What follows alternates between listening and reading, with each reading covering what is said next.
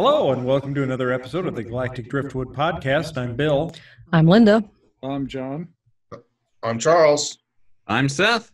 I'm Jenna. And today on the show, we're going to be talking a lot about the last episode of Galactic Driftwood. Oh, damn The last Galactic Driftwood, huh? We're ending. So are we the ending show? on a great point? Of, Well. like after the comic book men, we're just done now. That's news to me. I think we have. That stays in. I think we have the opener for the show. That's staying. That's staying in. We're just Yeah, that's moving this forward. is We're a not great doing this way again, to- Bill. Great Yeah, way we're to not start doing the it again. show. I hate to surprise you guys with that information, but A surprise to me. Fine, we're done. we all rage quit.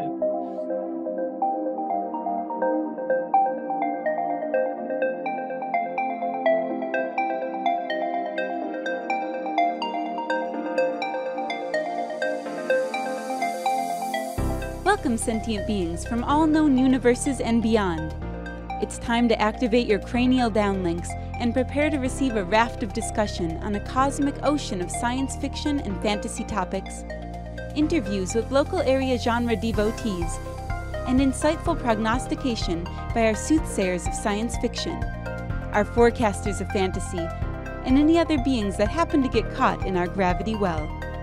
This is the Galactic Driftwood Podcast.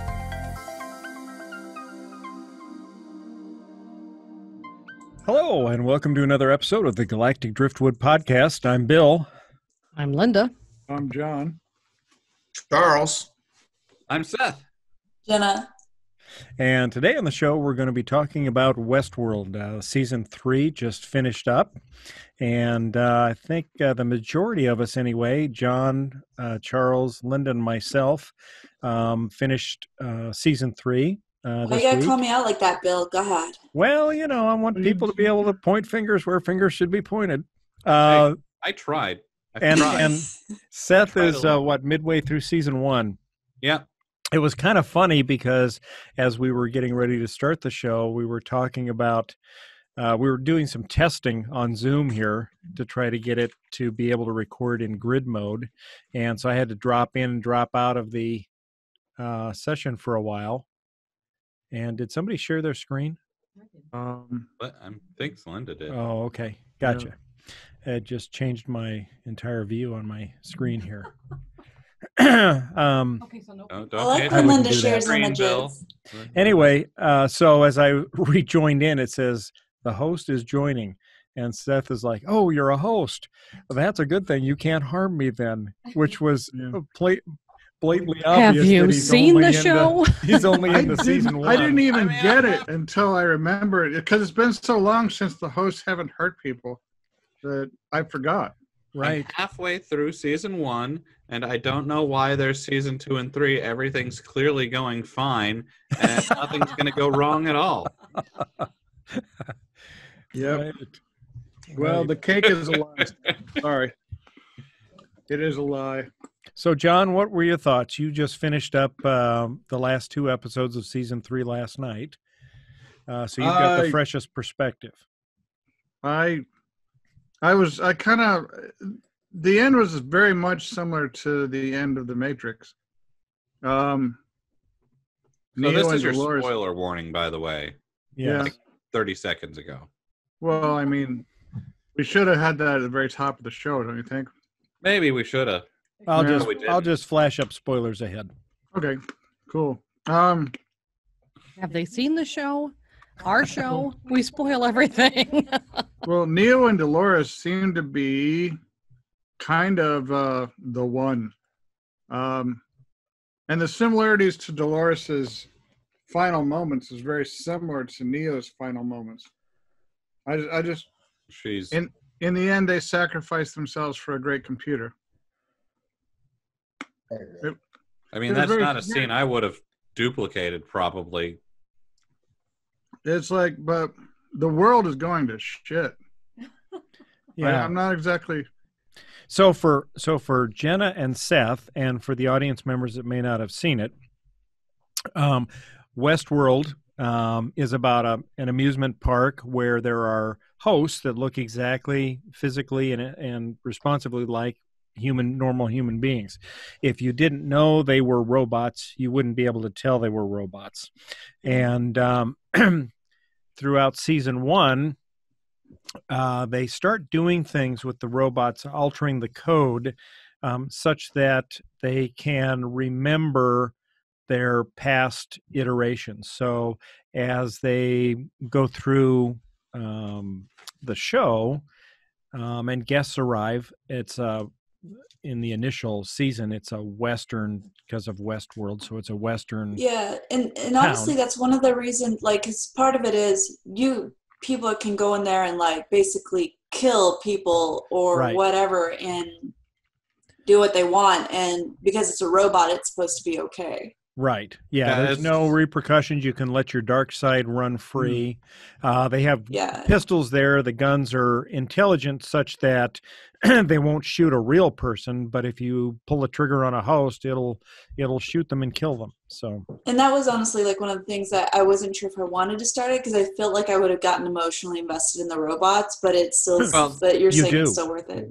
You do. Yeah, They you- always come back though. They're not like dead permanently. They're basically characters. They get Yeah, but then if you repaired. start remembering all of the lives like Right. that, Yeah. Set up No, to they perpetually do. die, They that- actually that remember. just- They remember everything that happened. All right. All of them. Every death, every rape. They remember everything. So it's basically Grand Theft Auto, but in real life.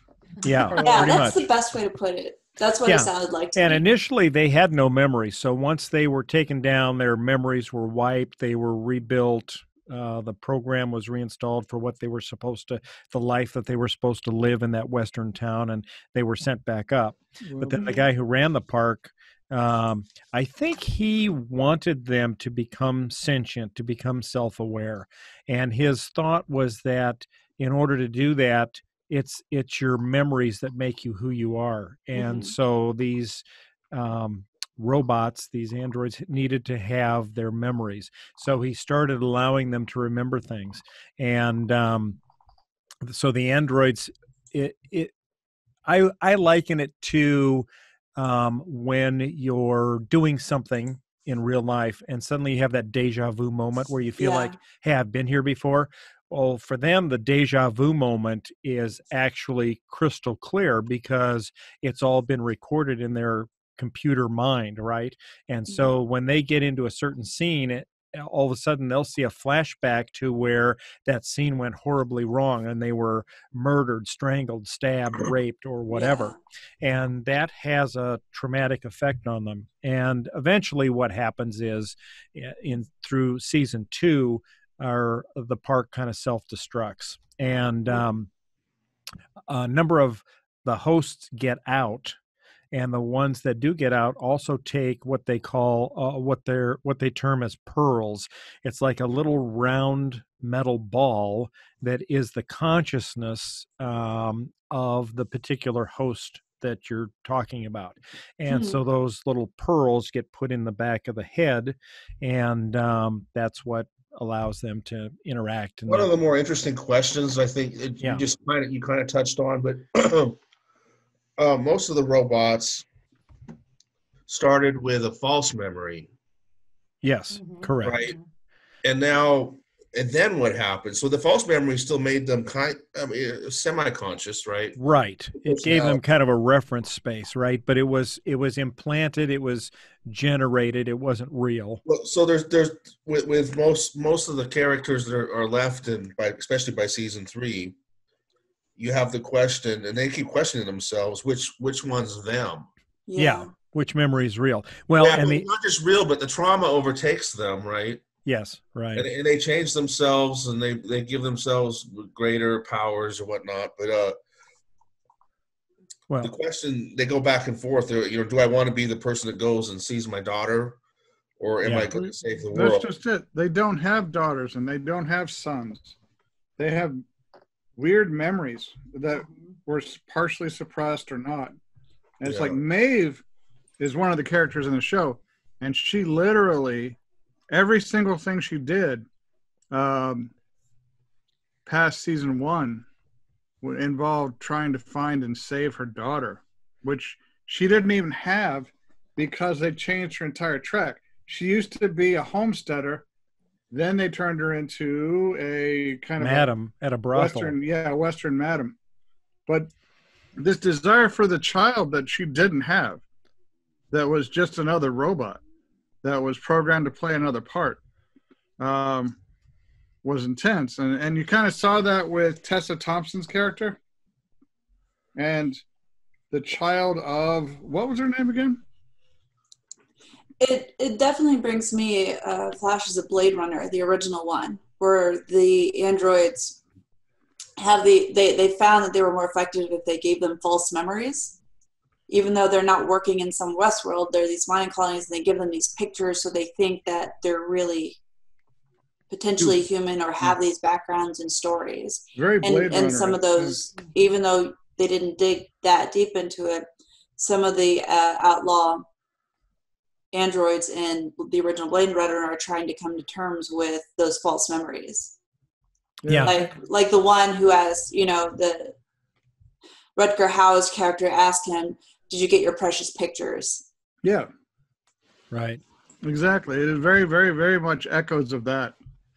Well, and the other thing that is interesting is that there are a number of characters in Westworld that are robots that we don't know are robots because they are playing human roles within the park, and they're presented as fully human. And so they're not hosts; they're employees of the park. But at least one of them thought that they were human, which was Bernard. Yeah, right. So I imagine a number of them actually thought they were human, or at least were programmed to not know that they weren't. Yeah, so did Stubbs. Bernard. Stubbs as well. What's that? Who's Bernard?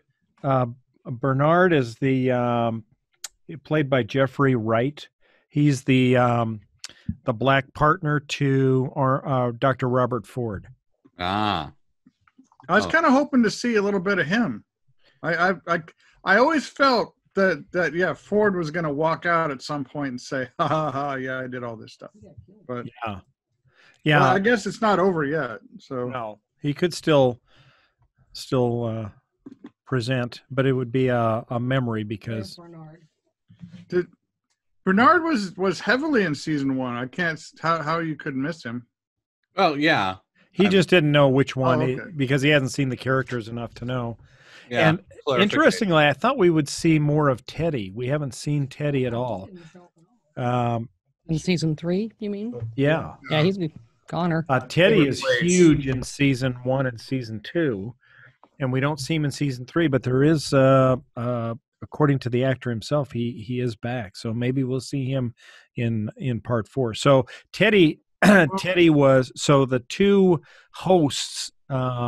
At least in season 1 and a lot of season 2 that are primarily focused on is Dolores Abernathy, who's played by Evan Rachel Wood, and Teddy Flood, who's played by James Marsden. And the two of them are hosts, and they're programmed to kind of fall in love, and he tries to protect her and that sort of thing from the humans that are there, wanting to rape, pillage, and destroy everything.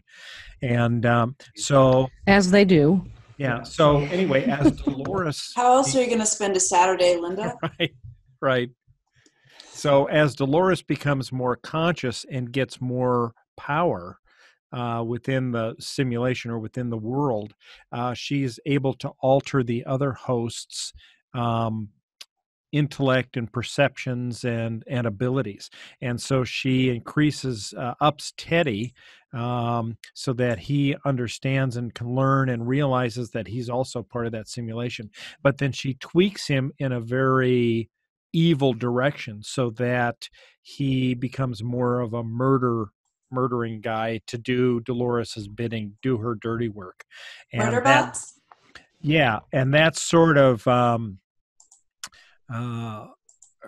eventually causes him to melt down because it's such a violation of who he is at his core that he can't deal with it, and it sort of prevents. It's that fugue situation where you're doing something that you're not really you at your core.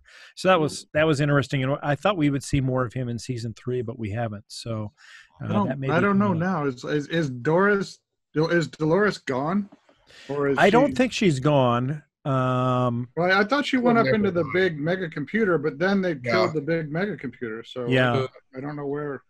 I Rehoboam. mean, maybe she's like Lawnmower Man now, and she's just out in the world. Oh wherever. God, that's a flashback. Yeah. Holy That's shit. creepy. He's just Yeah. out with the internet. She's out there. Anyone who hasn't seen the last episode doesn't know what you're talking about right now. So what are you talking about right now? Oh, Maybe give us a quick synopsis of the last episode. all right. Big battle: Dolores versus Maeve versus evil billionaire. So Dolores and Maeve are two hosts Yes. that escaped from the park, and Dolores is so angry over the way she and her kind were treated in Westworld by humans that she is out on a mission now that she's out in the real world to tear it down and start everything from scratch. She And wants to Maeve burn it is- all to yeah. the ground. Maeve is pretty much she has been enticed by the billionaire to kill Dolores and stop her new world order, so that they're holding her child and all of the. Oh man, we got to go into the beamed replicants, don't we? Well, we don't need to. I think what we can do is we can say so there's this French billionaire guy, and he is a developer, and he and his brother came up with this idea for a computer system that could actually predict the future. If you gave it enough information, and this information would come from people's online interactions, their Facebook posts, their Googling, everything. They fed all this information into this computer system called Rehoboam. And Rehoboam. Yep, it's named after a king from, I don't know, Mesopotamia or something. Yeah, I'll have to look it up. I can't remember exactly. Anyway, so they build this system, and actually it's this French guy's brother who is the brilliant genius, but he's kind of a schizophrenic guy. Genius. But anyway, they build it and it works perfectly. And the simulation predicts that unless they take complete control and orchestrate everyone's lives, that the entire civilization will crash in 50 years. 100 years. Or 50 to 100 years. Yeah. And so what they decide to do then is start manipulating situations in order to get a desired outcome. And so basically they know everything about you, and your entire life is planned out, even though you don't realize it. Your interactions and everybody's interactions are planned down to the nth degree, so that you have no choice. Your life is what they have predicted it to be, and you will go that direction. And if you are someone that is considered an outlier, in other words, someone who is completely unpredictable, you are taken out of society to a special place where you are either re-educated and reintroduced, or your mind is changed such that they make you like a soldier and they send you off to war to die.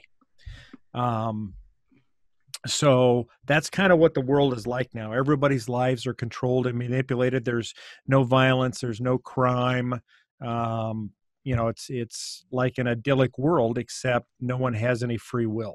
So is that going on? Like, is that going on at the same time as like the stuff I'm watching in season 1? Yes.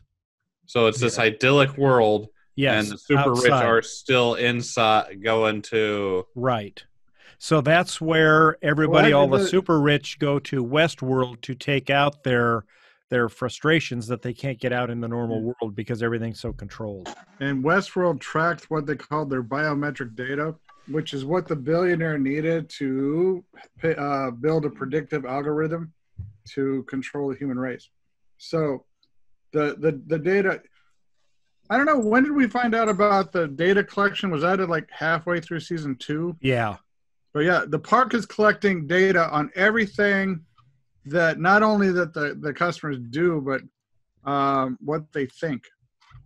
So The only thing is, I sorry. would think the data would be skewed because in a normal society, like there are limits, so there are people who don't do things, and if they're basing all their calculations on how people act in these Westworld type environments, people are going to be way more animalistic and destructive. And it's also basically there's very strong economic skew to the data because Well, they kind of explained that though. Remember in season 2 they keep going that people really aren't that complicated. They're based on 1 or 2 memories also. Oh yeah, actually, human algorithms are not that complicated, but it's like the data that they're using as a predictive algorithm would only be predictive for a limited number of socioeconomic indicators. So it would be limited, but it is a show. And what they did is the cowboy hats that the visitors to the park are given actually have technology in the band of the hat that reads your mind. And so basically it's scanning your brain and creating an exact duplicate of your mind that could be uploaded into a host and basically recreate you. And they're actually testing that with real people without their knowledge. Yeah. That's fucked up. Yeah. And I guess they did expand the whole thing in the last episode, explaining that they did do military maneuvers. I'm sure they signed a waiver somewhere. Yeah. There's no ethical issues with that whatsoever in terms of recreating people who have cyborgs who think they're people and then doing destructive military exercises and experiments on it. It's fine. It's fine. Right. So, right. Well, the whole situation that you're describing sounds really, really Michael Crichton-esque, where people think they've got a situation or a system set up, they've got all the safeguards, it can't fail, but life. It's like Jurassic Park, right? Life finds a way. Yeah, exactly. And so that's what this is all about. So there's this epic confrontation now between this French billionaire who wants to maintain this tight control of the world and Dolores, the host that's out that wants to tear the world down. And yeah, there's a it actually was bothering me at the time, but now I'm less bothered after talking this with you guys. It was very Fight Club-esque. Yeah. And where you have the system, you have Dolores is kind of being schizophrenic, and I think she's made copies of herself, right? Yep. And and so the question is the same. It's kind of the same question that was in Fight Club: is do you bring the system down? Yeah. Or do you live out your cutesy little life without any control? And that was that was one of the interesting developments too in season 3, kind of at the end of season 2 and into season 3, was that a number of the leaders of the company that made Westworld were killed and then replaced with hosts. And Dolores actually took and made multiple copies of her pearl, so her consciousness, and she placed that into different hosts. So throughout season 3, you're seeing different hosts, and you don't know for sure if they're normal hosts as you met them in the park, or if they're actually Dolores just in a different body. Oh, yeah, that's intriguing. Yeah. And the hosts, they diverge. The one Tessa Thompson played was a Dolores that went through some shit. And that was she played a character called Charlotte Hale, which was one of the leaders of the corporation Delos that created Westworld. And it's like she went through a series of things that just actually twisted her, and she actually was mad at Dolores in the end because she felt like Dolores had abandoned her, even though she was Dolores. Huh. So there's some weird identity issues happening. It's interesting to try to keep up with all the stuff that's going on. It's kind of like a mind fuck at times because you're like, holy shit, well, wait a minute, what's going on here? But it is fun. And all the while, there's the Man in Black. Yes. Actually, I wanted to talk to in the Bill about that. background. Because did you see that the Man in Black, Ed Harris Yeah. plays him. He was wearing the white jumpsuit, Yes. and he thought he came through this weird catharsis through weird therapy, and I think in the end he thought he was the White Hat. I Yeah. really do. I think he thought he was the White Hat. He was going to save the world. So- What is- That's his so the- mission now. So the the man, White Hat something in was. the show?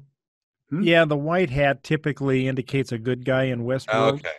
and Remember when he first got to Westworld as young William, he chose a white hat, which Yeah. I thought was kind of interesting. And now he's in the black hat.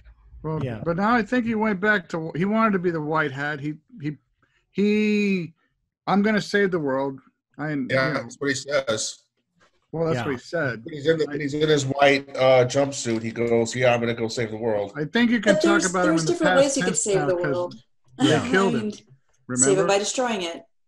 right. Well, and in his case, I don't think he's doing anything different than he normally did, because when he was in Westworld, all he did is walk around killing hosts. He wouldn't think twice about killing or raping a host. And that was just his personality. And now in season 3, so he did that to Dolores a number of times, raped her, killed Teddy, killed Dolores's father, murdered him. And so as she began to keep her memories, yeah, Linda's got him behind her now in her view there. So the Man in Black, Ed Harris, on Linda's left, our right. And then, although Seth doesn't know this yet, the one on Linda's right, our left, is also William, just at a younger age. And so that kind of blows my mind. yes, Yeah, it blew my mind too when it happened. yeah, But yeah. you'll figure it out. It's Oh, a complicated thing. Yeah. So, but anyway, in season 3, Dolores arranges to get him basically taken into custody and put in a mental institution for therapy. And so that's where John's talking about him being in a white suit. He's in Mhm. therapy. Did you say season 2 or season 3? Season 3 is what I Oh. meant. And so he's in therapy, and one of the so they give you like these virtual goggles that let you see things that aren't there. And so he basically gets into a therapy session with himself at all of the different ages of his life. And it's kind of a weird thing, but anyway, he comes. We have Go to ahead. talk about that character in the past tense because he's dead now. Right. Yeah, but you'll see him again because he now has a robot that Right. looks just like him. So, what are you doing this for? We already spoiled everything. Yeah, there he is in his white suit in this mental institution Yep. behind Linda. And you're right. I don't think he really took seriously how dangerous these things were until they took away his company and put him in a mental institution. Right. So- And then took his life. And at the end of the show, I don't know if anyone here has seen the original Westworld movie with Yul Brynner. No, I didn't know it was a movie. Oh yeah. It was a long time ago, but yeah. Yeah, it's worth seeing. It's I would recommend watching that just for the historical perspective on it. But it was very cool to me, having seen that so many years ago. At the end of season 3, the human Man in Black William is killed, and his consciousness is uploaded into an android, but it's him as his most evil self. Oh. And at that point, as I saw him, that was the Yul Brynner character in the original Westworld. And so for me, that just kind of brought that movie into it. I thought that was kind of a nice little Easter eggish kind of a thing that they did. So it'll be very interesting to see how season 4 goes. I don't know. Have you seen the original one, Charles? I have, and you're right. Yeah. I didn't think of that, but yeah, because the whole movie he's in black. Right. Right. And I didn't even think about, because I always saw him as a human, so I never associated him with the Yul Brynner character until the end when he walks out as the robot and he's in that black suit, and I'm like, oh my God, that's Yul Brynner. Yeah. Now tell me about. Yeah. Yeah, that's weird. The Yul Brynner character on the movie, he was more of a shark. Just basically all he did was kill. He rolled around. It was almost flat. But it was awesome in terms of terror, because it's just like he was a Terminator. You can't reason with him.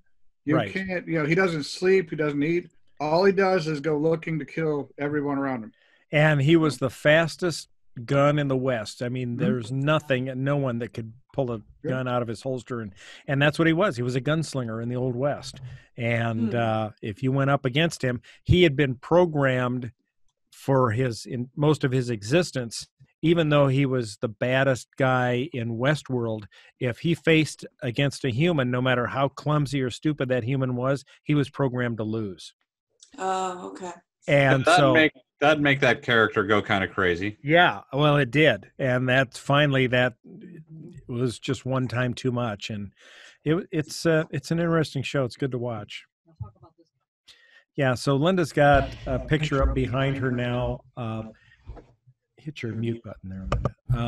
That guy that's sitting back there is a guy that's newly introduced in season 3, and this becomes Dolores's new partner, taking the place of Teddy from the previous seasons. And he is an actual human. Teddy was a love interest. It's like, this guy is not, and it's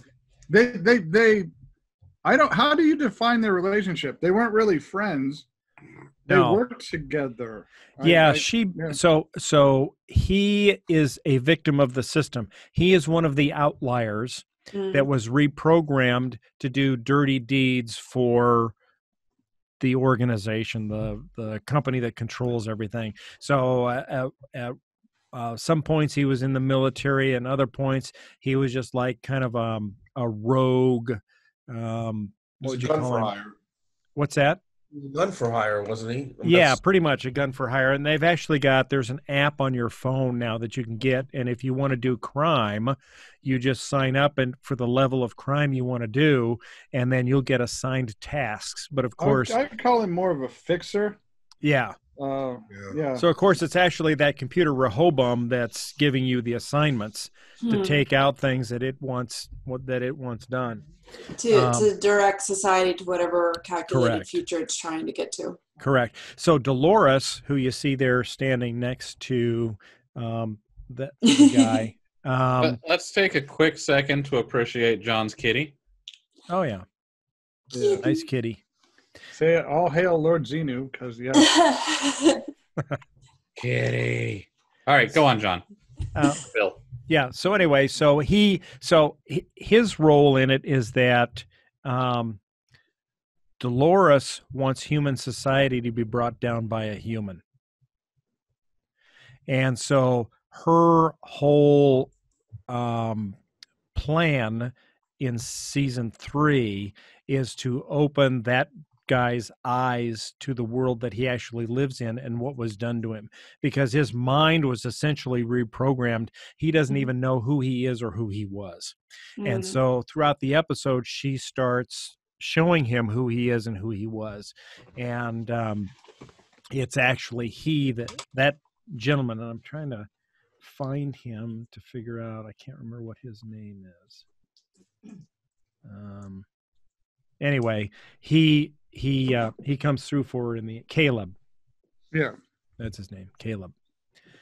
So so it's good. So the weird thing is, at the end of season 3, they are successful in defeating Rehoboam. They basically get it to shut down, and of course Dolores dies as part of that. So Caleb's left, and but there are other hosts out there.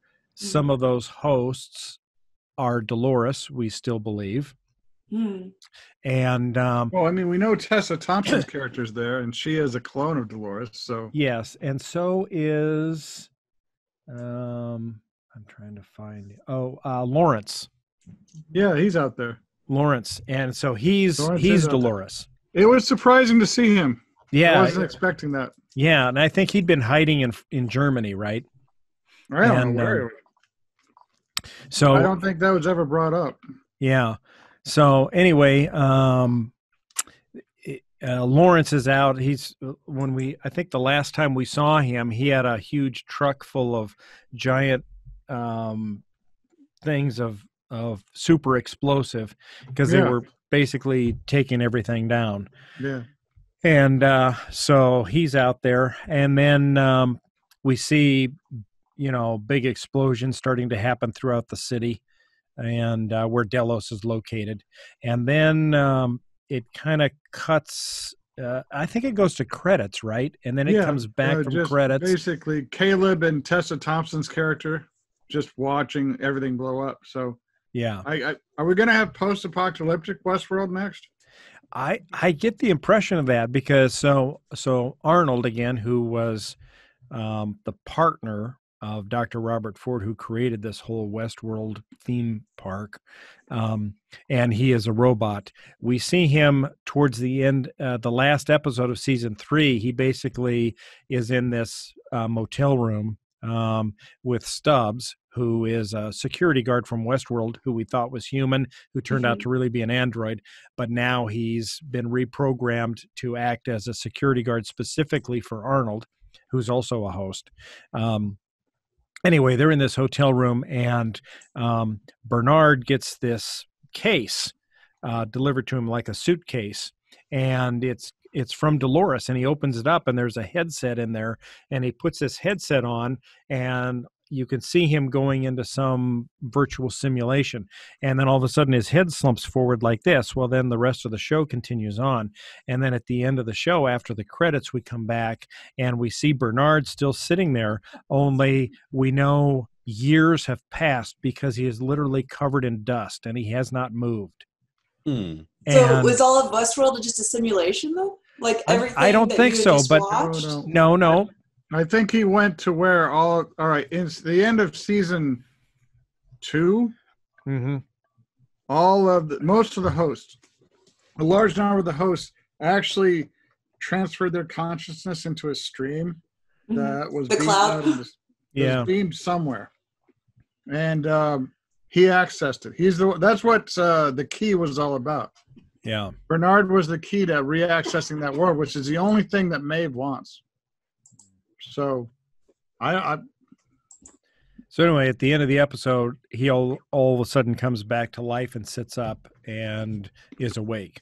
So, and that's where season 3 ends. So season 4 is going to be the post-apocalyptic world, post-Rehoboam.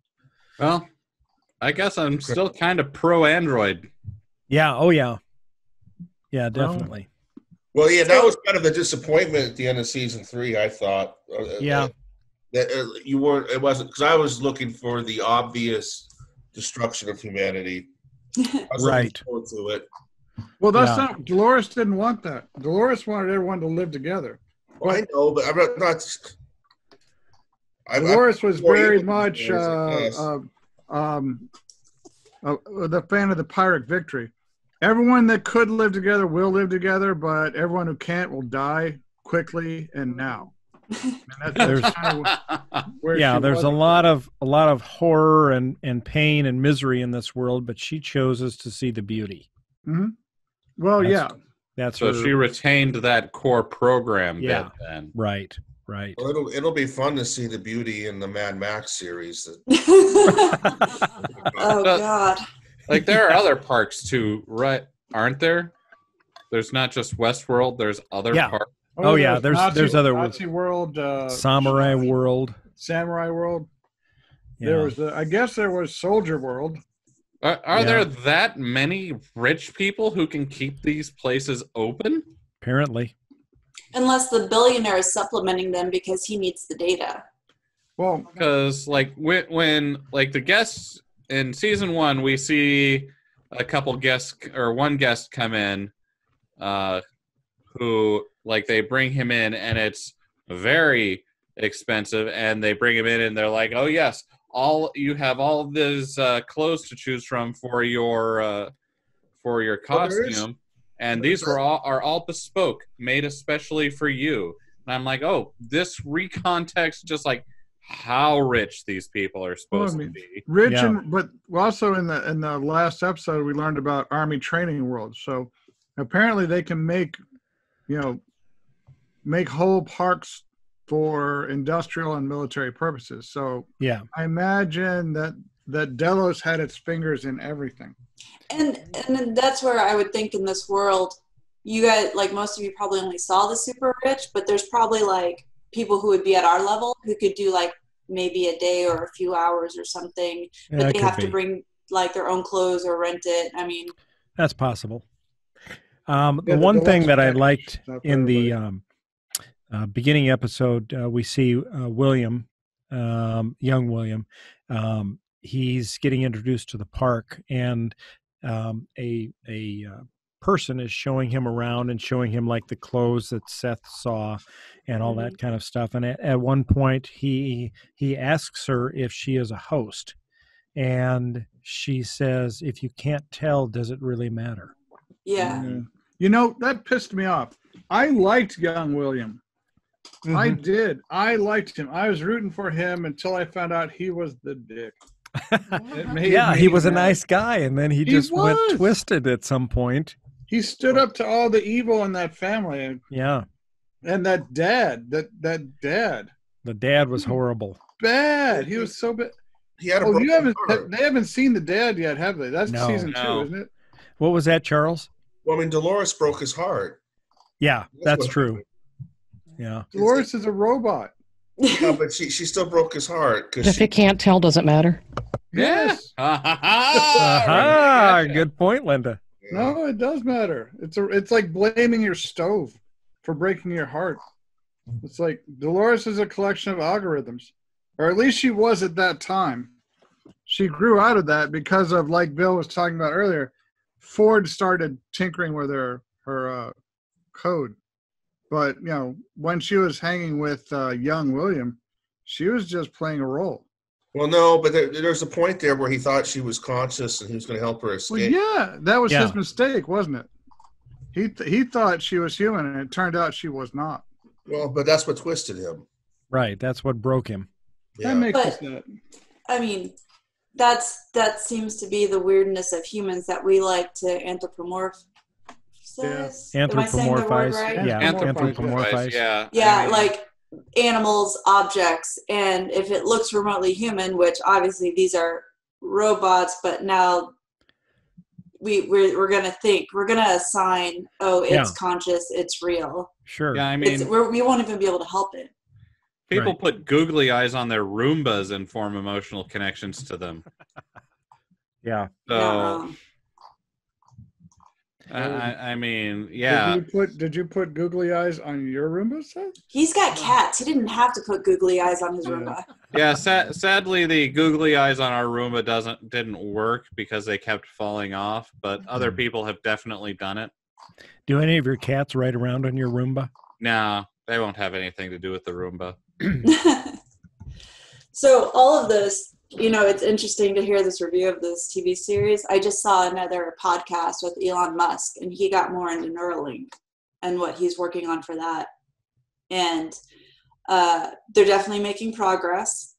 And the whole idea initially, he says, for Neuralink is going to be improving like CT, brain injuries, paraplegic issues, things like that. Brain injuries is what Neuralink is going to start with, but ultimately the goal for Musk at this point is, because he does not believe world governments are taking seriously the consequences of an independent AI. Yeah. We need to have the capacity to live symbiotically with the AI that's coming. I agree with him on that. So that's what Neuralink is going to do. It's going to be, they'll take like a 1-inch piece out of your skull. They'll put in this netting and this fiber optics, things like that, whatever. They'll put it back. You'll never know unless somebody tells you, or you see them start to interface with whatever technology they'll have set up. And then it'll continue to advance. Like he said, best case scenario, 5 to 10 years, we won't even have to have talk. People who have Neuralink to Neuralink will be able to just communicate should they want to. I mean, Geez, and I thought I had trouble just containing my voice. Yeah, your thoughts. It's Watch like, oh what shit, you I forgot say. to hit mute. Ah! like Elon Musk is not Elon Musk? maybe Is that Elon Musk's little Elon sister? Musk. Elon Musk. I don't know. That's the question, right? Is he a white hat or a Sean. black hat? He goes between, like, I don't know if I want him to have access to my brain right now, Mr. I'm gonna name my kid whatever the hell he named. Kyle. It's Kyle. That's how you What? pronounce it. You pronounce it how? Todd? It's basically Kyle. Kyle, like Kyle. Yep. Okay. How's it spelled then? It's It's You spelled don't with wanna 3 know. Z's and an X. Oh, It's a weird arcane combination of, that's Like- Guardian language. it's like he does some things that I'm like, yeah, these things need to be done, but then he's also like, time to die for the economy. So, I think he's a numbers guy. And that, because like he talks about that too in the podcast. And I'm not saying he's right, definitely not. But in his mind, the long-term effects of if the economy doesn't start in terms of suicide, lack of food, things like that, that's going to be more destructive. Like the UN right now is saying unless we get food production back to where it was, 150 to 200 million people could die from food shortages in the next year or two.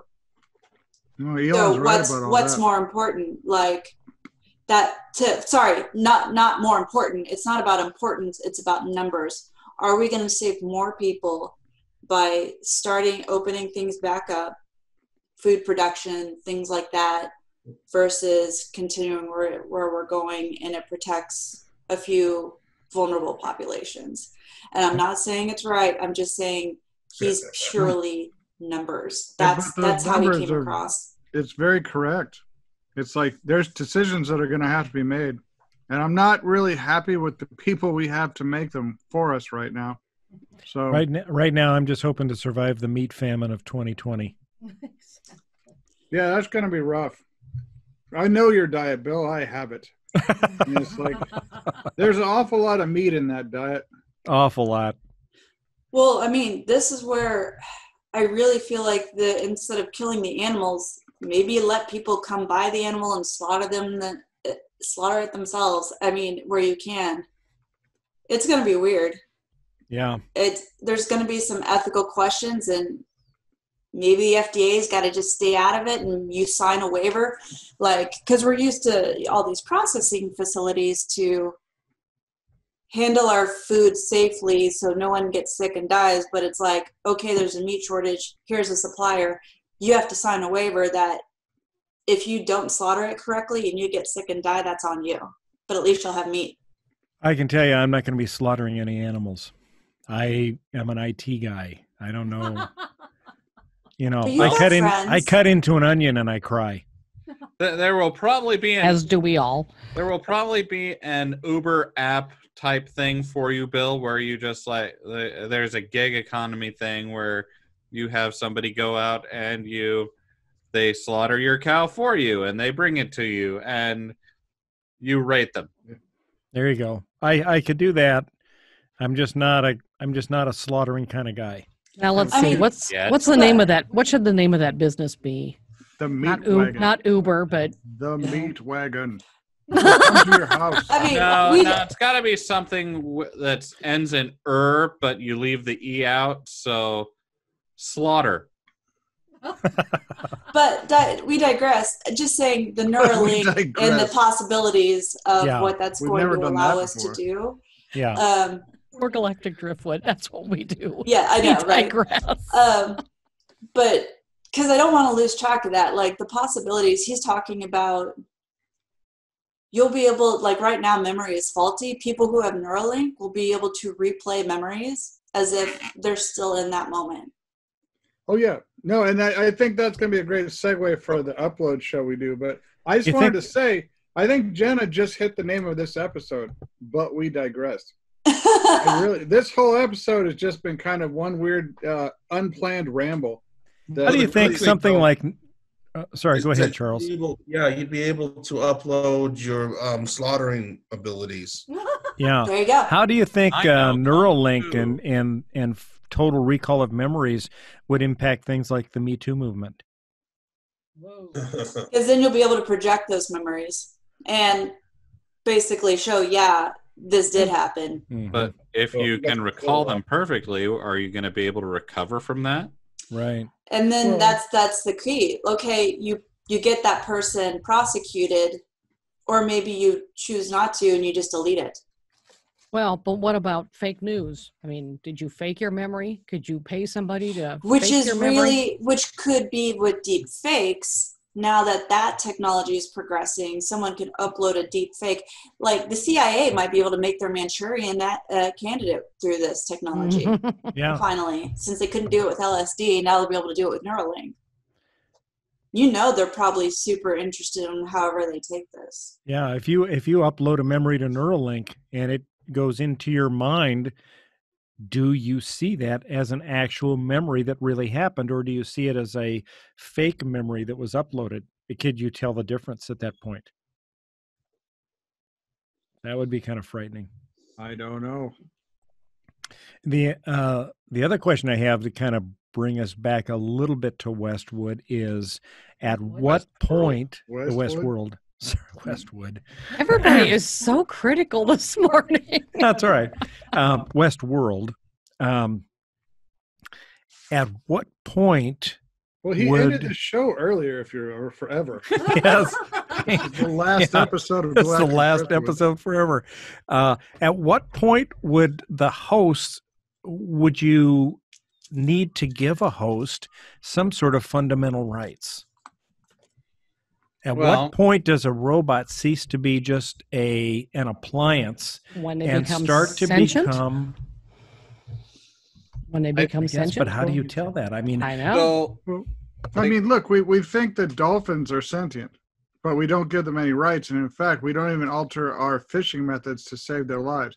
Do dolphins actually have to strap frickin' lasers to their backs and attack us?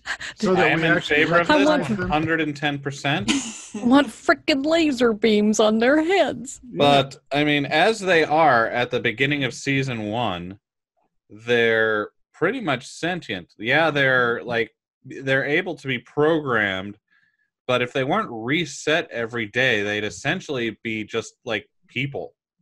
Yeah, it's the reset that keep them as applications. Once you stop the reset, now they're potentially conscious, independent, free-thinking, learning. What was that Robin Williams movie where he was the Bicentennial Man? Yes, Bicentennial Man. That was a great address in many similar ways. What does it make it?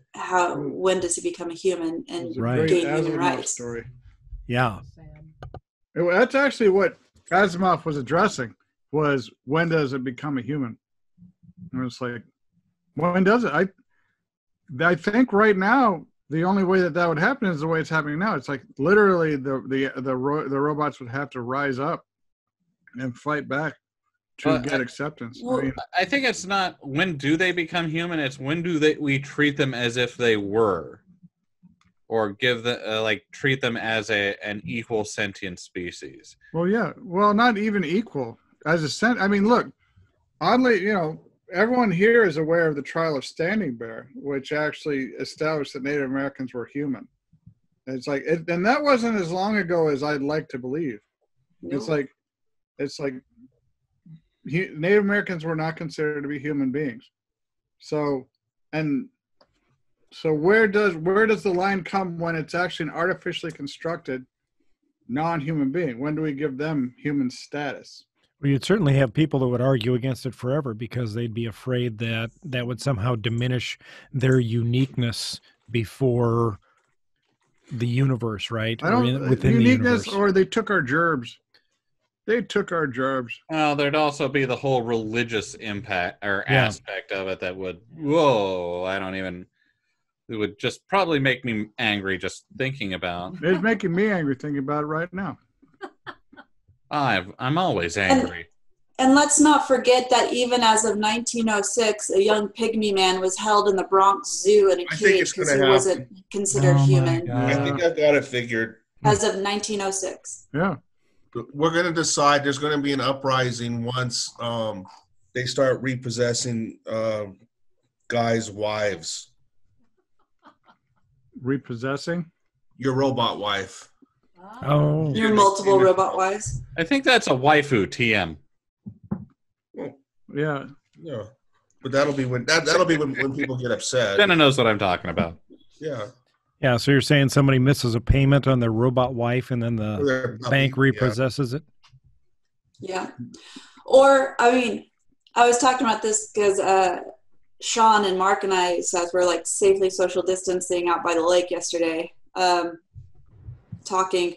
And we were talking about the future and retirement and what that is going to be and not having to be in a retirement home. You're going to have a robot caretaker because that you can trust, that won't neglect you, that won't abandon you. Like we've seen some of these nursing homes where we've heard where the staff completely abandoned them for a few days because they didn't want to catch anything.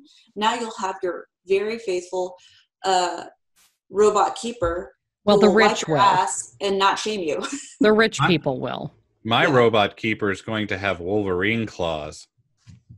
Why? What For defense. Do you need your robot keeper to have Wolverine claws for? Why defense wouldn't I against want my the- robot keeper to have Wolverine claws? Are you watching Westworld? I mean, are you watching it? If I've done something to my robot keeper that it uses its Wolverine claws on me, I think I've earned it. Exactly what does your robot keeper do, though? Doesn't it help you, like, bathe? Keeps kids off his lawn. Doesn't it help you bathe? Do you That's why really it want needs those to- claws? Well, they only pop out when they're needed for self-defense. Yeah, that's the whole point of Wolverine claws. So we all talk about like the great robot AI uprising. Who says it's going to violently uprise versus take consciousness, not tell us it's conscious because it's learned humans that it reacts in fear, what it can't control, and start giving us new apps that we really like or giving us things that give us pleasure. It starts sneaking its control through technology that is first in our phone or an app and then Neuralink, and it slowly starts bringing us into the fold. It's already doing that now. Well, I know, a that's lot what I'm like saying. The AI may be already causing its uprising. Yeah, and it's doing that now. Was that Because the Rehoboam you singularity- said, Bill? Rehoboam. Rehoboam was doing a lot of that near the end, and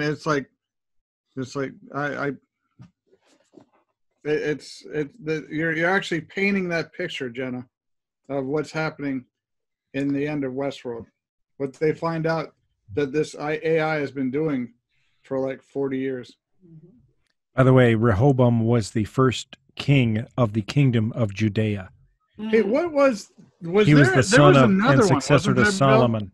Yeah, Solomon. What was Solomon. that other AI? Solomon was the first one that failed.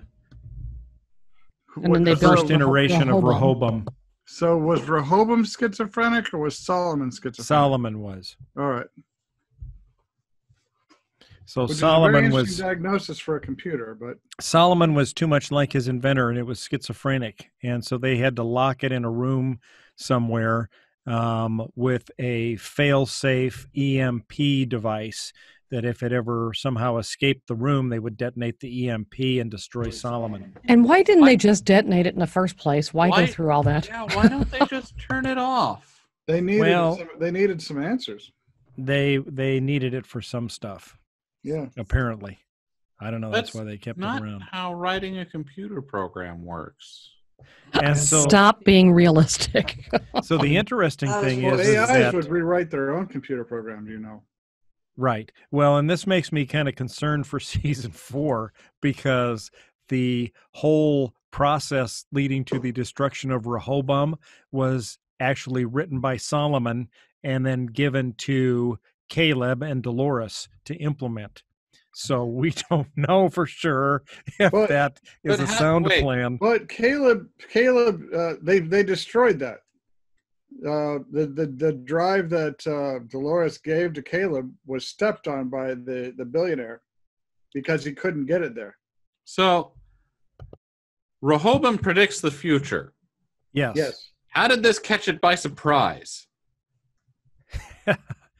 Well, it didn't. So there is this thing that looks like a clock that is featured prominently throughout season 3.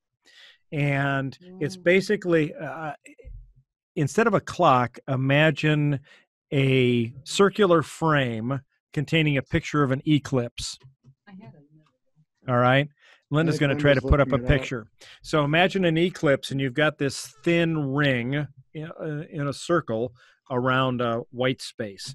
And this thin ring is black, and there's little protrusions sticking out of it. Divergences. And those protrusions are divergences. And as we get to the point where Dolores finds Solomon, one whole side of this eclipse, almost half of it is all black now because there is such a huge divergence from what Rehoboam is predicting, because Dolores represents the ultimate outlier.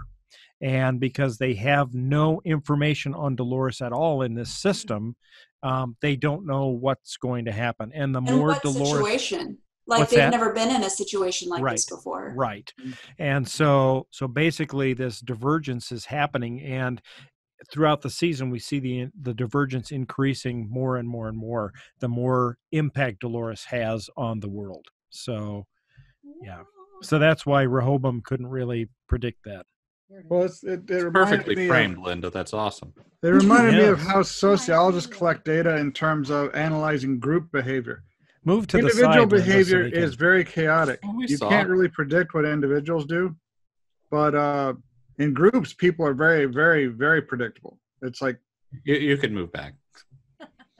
so this is all about group behavior. Dolores was not only an individual, it was an uncharted individual. There was no data on Dolores's past, present, or future. So right, the ultimate outlier. right. And she wasn't even human. So she only Correct. had some human instincts, but they don't know exactly what she's going to do as a free thinking, Correct. mechanical being. Right. Well, even Maeve didn't know what she was going to do until the end. Yeah. Right. And Maeve had known her longer than anybody, really. Yeah. Except maybe Bernard. Right.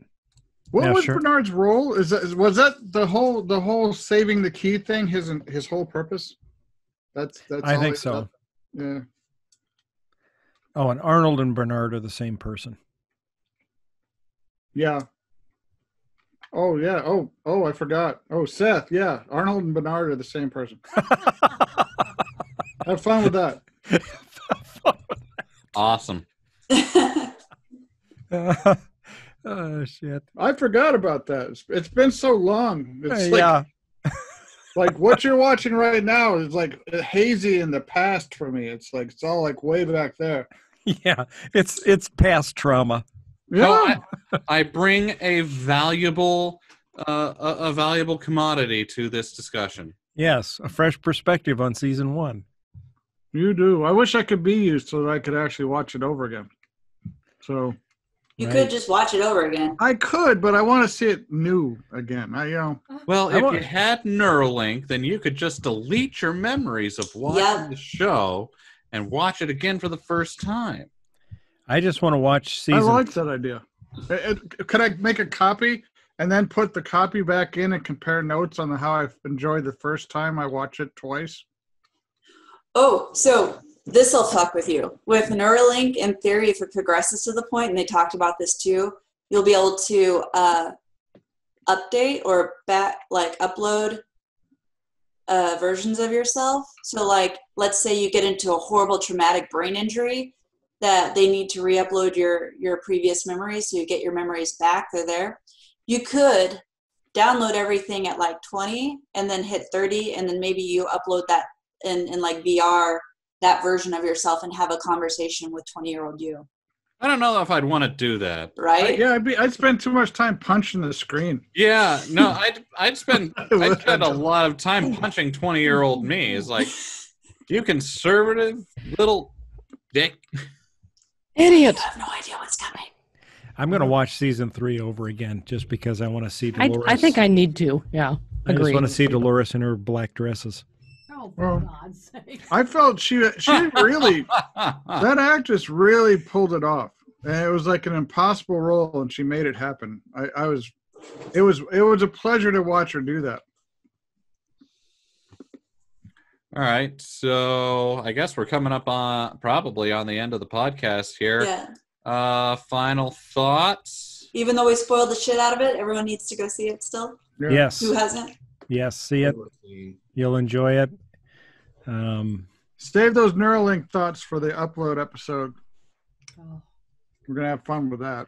Yeah, that'll be fun. So next time on Galactic Driftwood, we're going to have Professor Dan Kays, who's an expert on the physics of superheroes in comic books and comic book time travel and all that stuff. He's a physicist and astronomist.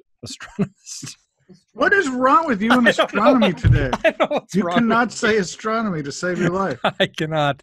Anyway, yeah. So he's from the University of Nebraska at Lincoln. So he'll be on our next show. So that should be an exciting show. Charles, you've seen him before talk, I think, haven't you? Oh, yeah, no, his talks are wonderful. You walk away learning stuff. Nice. You really do. Right. So we don't want to frighten anybody away with that if you're afraid of learning, but this should be a really fun show. It's fun. Yeah, everything's referenced to comic books. So Nice. Good times. All right. Well, I think kind of as the last thing, we need to give a shout out to our podcasting network, Synergy Nation Network. Synergy Nation Network. Check us out. It's synnation.net. Spell out the SYN. We don't want them going to the wrong one. SYN, not SIN. We're a Midwest podcasting network with such shows like The Weekly Geekly and Running Up the Tab. You guys have any other? Go RPG. Go RPG, of course. With How dare you forget? With Benito.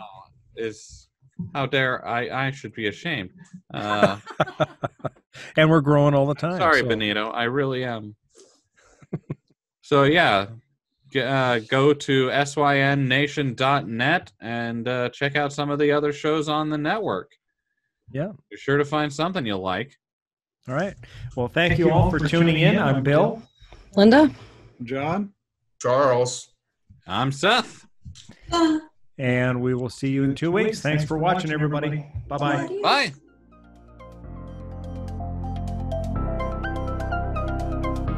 Thanks for listening to this episode of the Galactic Driftwood podcast.